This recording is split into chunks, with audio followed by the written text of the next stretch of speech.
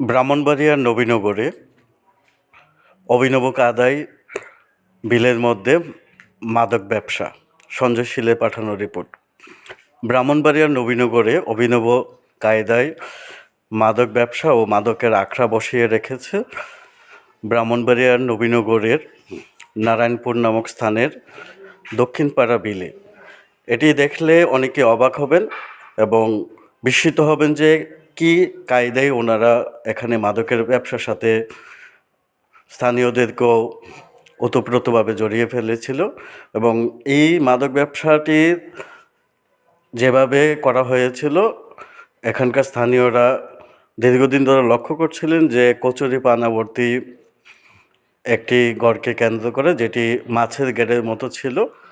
পরবর্তীতে স্থানীয়দের সন্দেহ হলে ঘটনাস্থলে গিয়ে দেখা যায় যে এখানে মাদকের আখড়া বসিয়ে রেখেছে এবং স্থানীয়রা আরও জানান যে এখানে প্রতিনিয়ত অজানা অচেনা লোকদের সমাগম হতো নিয়মিত, তাতে করে আরও সন্দেহ বাড়ে। পরবর্তীতে স্থানীয়রা এখানে গিয়ে আপনার দেখতে পায় যে এটির ভিতরে আসলে মাদক বিক্রি এবং মাদক সেবনের একটি কারখানা ছিল।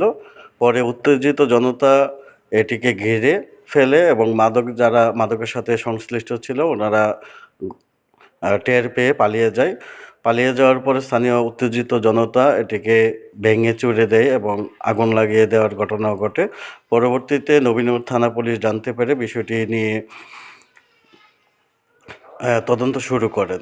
এছাড়া স্থানীয়রা এটি যেন পুনরাবৃত্তি না হয় এবং এভাবে যে মাদক বিক্রি এবং সেবন চলছিল দীর্ঘদিন ধরে, সে ব্যাপারে খুবই বিস্মিত হয়েছেন এবং জানিয়েছেন যে দ্রুত নবীনগর থেকে মাদক নির্মূল করতে হলে এ ধরনের যেই আস্তানাগুলো আছে এগুলোতে